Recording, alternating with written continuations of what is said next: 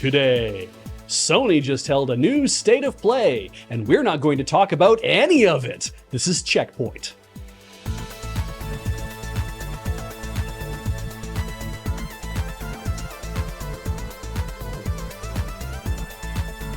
Welcome to CheckPoint. It's not often we start the show by telling you what you're not going to see. What you will see, however, is a lack of common sense, poorly conceived summaries of other people's journalism, and bad behavior all around. Oh, and overextended metaphors devised really just to grind our own gears. Yeah, that's why we never wear pants behind this desk. And pass the savings on to you! Nobody knows which patents. Sorry, I should start again. Just last week, after we finished writing CheckPoint, Nintendo filed a lawsuit against PocketPair, the company that makes Palworld, the so-called Pokemon with guns, open-world game mechanics grab bag that, among other things, features a menagerie of pals who, let's be honest, look like a child tried to draw Pokemon from memory. On release, Palworld drew so many comparisons to Pokemon that 8 months ago, the Pokemon company felt they needed to release a statement on the matter, bluntly promising, "We intend to investigate and take appropriate measures to address any acts that infringe upon the intellectual property rights related to the Pokemon." Then they went into a long hibernation, or possibly a brumation? Certainly some kind of torpor, until Nintendo, 1/3 of the Pokemon company, filed suit against the Palworld developer, but not for intellectual property, as many had assumed. Probably because Nintendo wasn't confident in their chances of winning such a suit, but rather they filed a patent infringement lawsuit, and one that Nintendo is definitely confident that they are going to win, because you don't torp up for 8 months and then sue, unless you've been spending those months gathering power and evidence. Plus, whether or not you think it's okay for companies to patent gameplay mechanics, spoilers, it is not. Nintendo has a pretty good history of defending its patents, and they have a lot of patents. Just in the US, they have everything from inserting game objects through contactless communication to touchscreen inputs for a video game system, and that's just on the first page of results. But we don't know which patent or patents this is actually about. It's assumed that it's this one, about catching little animals in balls, something Nintendo hasn't necessarily enforced against other developers, but certainly could if they wanted to stick it to their PocketPair pals for copying their homework. But we don't know. We probably won't know until it's unveiled in court. So all of these articles and hot takes are useless hot air. Heck, maybe Nintendo actually has a rock-solid case, because it turns out the actual complaint is over something really small and pedantic, and eventually they'll just end up paying a settlement with PocketPair paying Nintendo a modest licensing fee. This could actually be very dull, or could end up being both inaccessible and hilarious, like the images in Nintendo's patents. Hey folks, do you like nudes of Mario, Peach, or Bowser drawn by a lifeless computer? Well, Nintendo would like you to stop. Nintendo has always cast a disapproving eye on fan projects and celebrations of their intellectual property. Hell, I'm sure at this point Nintendo's own legal department is probably immortalized in some sort of weird ABO fan art somewhere. But recently, they've worried about the trend in AI to generate slop art. And the best way to fight a tireless AI that can churn out 8-fingered homunculi while boiling the oceans? Your own tireless AI that can find them online. And also boil more oceans, let's be realistic. Anywho, Nintendo is working with a company called Tracer, which offers AI-powered services to companies purporting to identify trademark and copyright violations online. Tracer is, quote, working on behalf of Nintendo to file takedown notices against AI-generated images. In fact, The Verge's senior editor Tom Warren showed the DMCA takedown notice he received because he posted an image of Mario smoking and drinking generated by X's Grok AI. We can't show you this image, but we can show you the other image of Master Chief playing a PS5 because Nintendo isn't concerned about getting other companies' mascots out of compromising situations. Frankly, that's Master Chief's own fault for being so sexy that eventually someone working at The Verge would want to see hard Halo on PS5 action. Disgusting, really, but it wouldn't be the internet I know and love if I wasn't constantly strangely aroused. Because let's be clear, Mario is straight edge. He's an asexual king who is proudly sober and doesn't need to blow .08 in order to have a good time. On the other hand, Luigi fucks. He is goated with the Riz that never skips leg day, which incidentally is why he can jump 30% higher than everyone else in the Mushroom Kingdom. His lady is a quirked up polo pool princess who absolutely lets him hit it silly style. No kidding, Nintendo pulled down that Mario image. You can't let an AI get away with hallucinating that Mario might be doing something subversive. That's the whole reason they invented Luigi. Ubisoft says strong expectations are what is to blame for edging Assassin's Creed Shadows release into 2025, after considering the softer-than-expected reception to Star Wars Outlaws. But this isn't the case of having to eat your meat before you can have your pudding, though. We're not quite late-stage capitalism enough to see companies hold new releases hostage behind sales figures.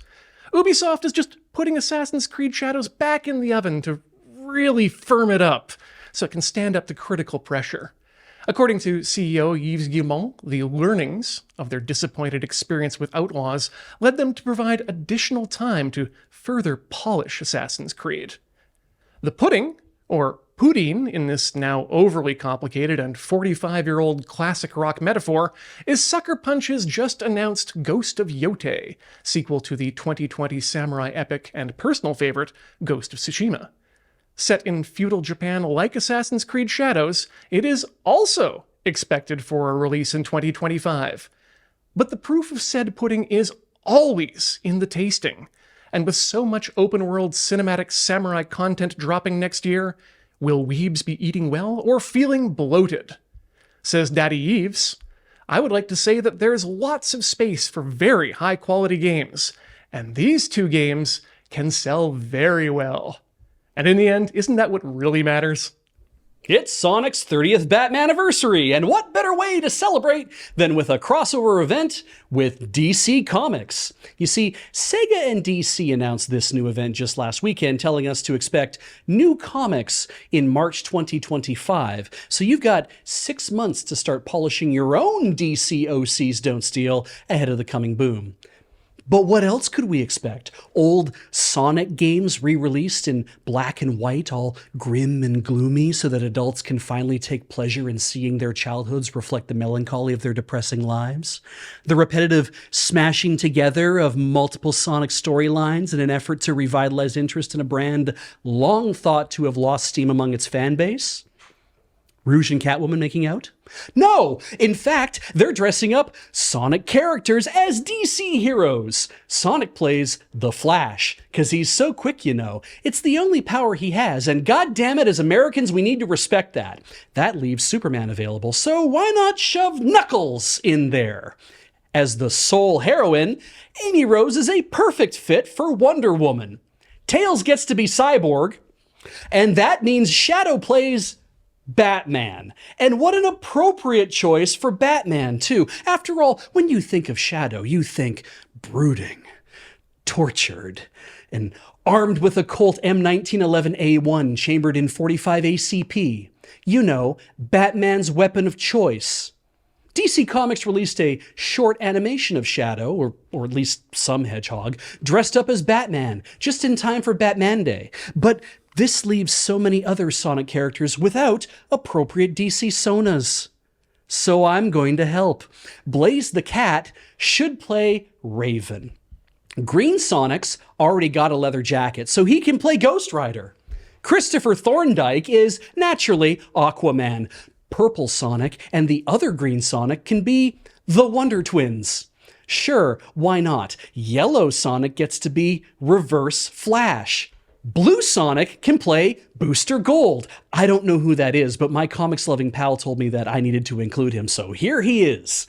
Grandpa Sonic is already playing Green Lantern, so I'm going to cast Princess Sally Acorn as his girlfriend. And there! I fixed the new 52. You're welcome. We can all go back to liking superheroes again. I, for one, never stopped liking superheroes. You don't say. Got any favorites? Oh, I mean, you ever heard of Ultraman, Kamen Rider, Ogenbat? I was thinking more along the lines of OMAC, One Man Army Corps, or Spider-Man? Ah, I remember him. He fought Professor Monster in the Iron Cross Army in his giant transforming robot, Leopardon.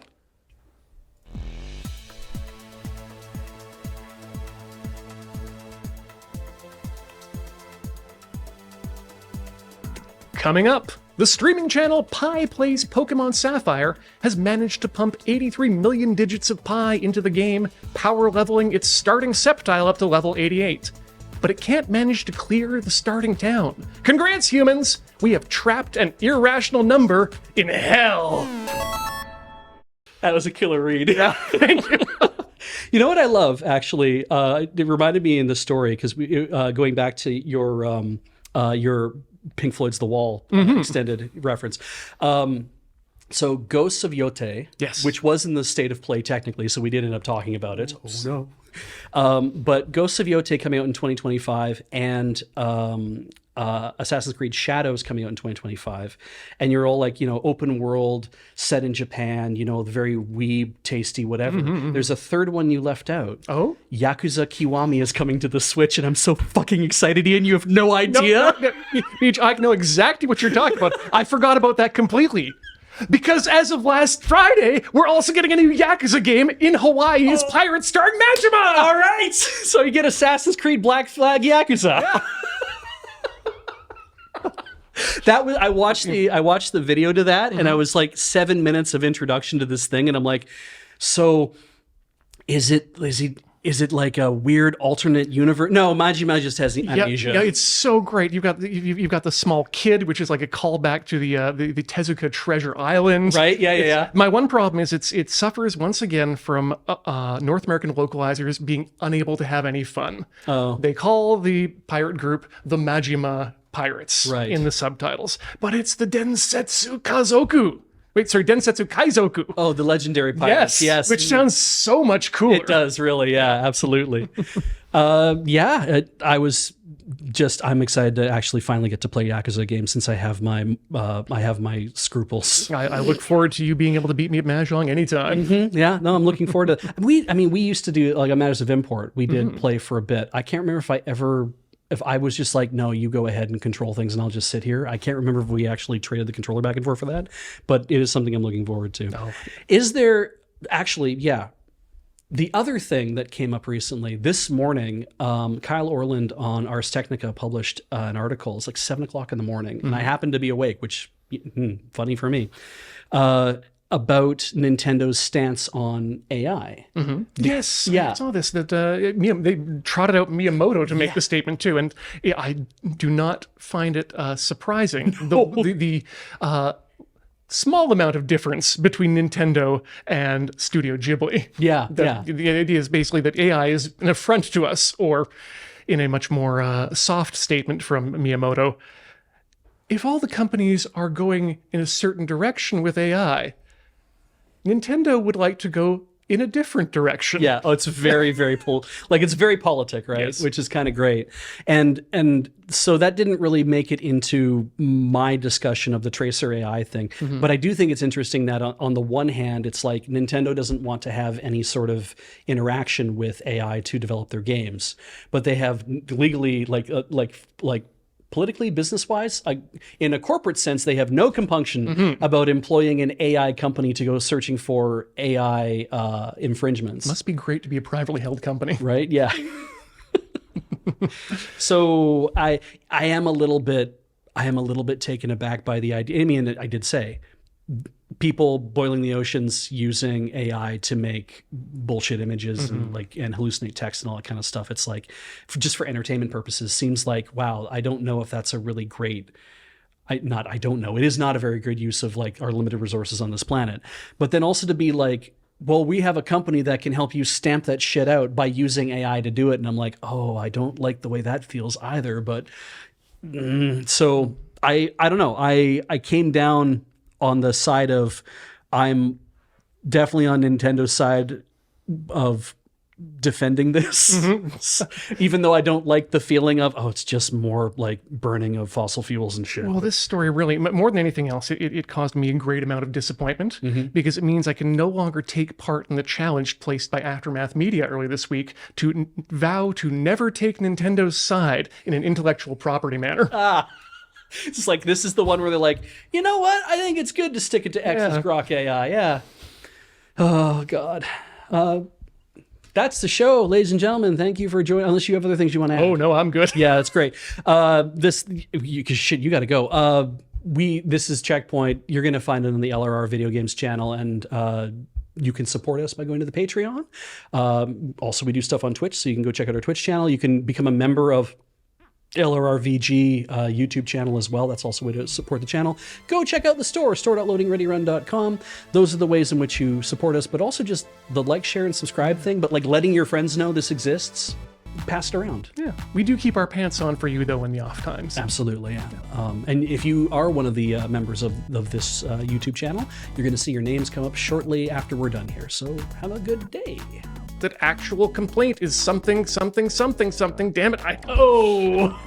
That's why we never wear pants behind this desk. And spat that stuff off of that.